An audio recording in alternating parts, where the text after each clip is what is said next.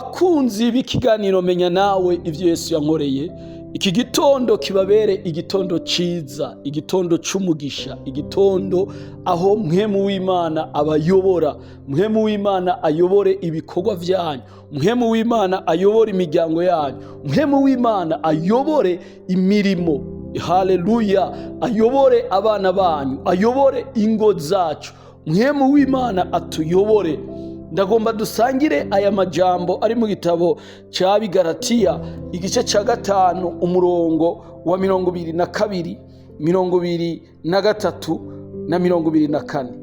Aya majambo avuga ngo ariko ivyo mpwemu yama n'urukundo, umunezero, amahoro, ukwihangana, ukugira neza, ingeso nziza, kuba umwizigirwa, ubugwaneza, kwirinda.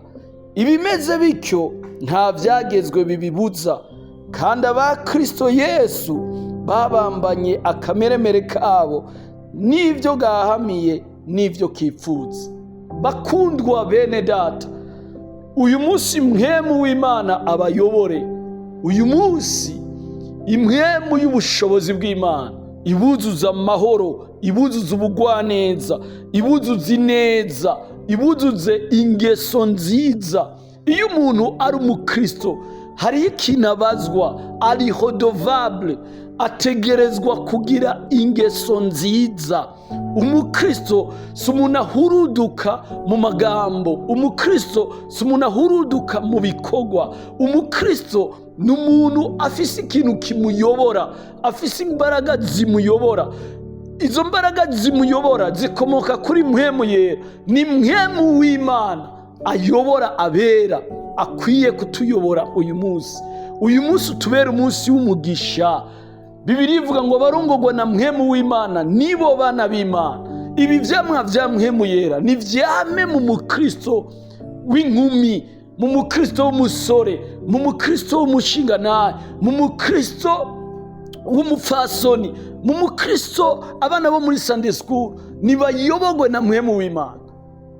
Ino munsi ari abantu benshi bavuga ngo n'abakristo, mugabo ubugwaneza bukabasoba, ingeso nziza zikabasoba, ubwizigirwa bakabutakaza.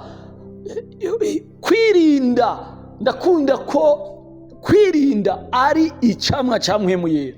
Imana yahaye abantu kwirinda kugira ngo abantu bayo bahore birinda mu bintu vyose, ntibahurudukire mu bibi, ntibahurudukire mu ngeso mbi, ntibagende nk'uko isi igenda, ariko bagende bama ivyamwa.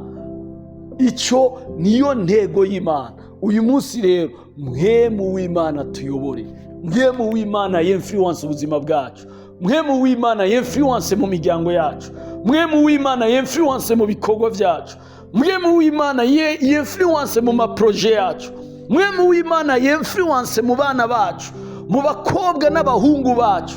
Mpwemu w'Imana ugwaruka rwacu rugende rumera nk'amasederi y'i Lebanoni, hama guzuye imbaraga za mpwemu yera. Mpwemu w'Imana y'influence aganze, ategeke, atuyobore, agende atuganisha gushika mw'ijuru. Abashaka kuja mw'ijuru nibo bifuza kurongorwa na mpwemu w'Imana. Abashaka guhora kuri ino si nibo baguhahamiye ivy'ino si. Twebwe iwacu ni mw'ijuru. Dufise umuntu umwitsa, umuhelpa, umufasha, adufasha muri ubu buzima turimo mw'isi. Ni mpwemu w'Imana.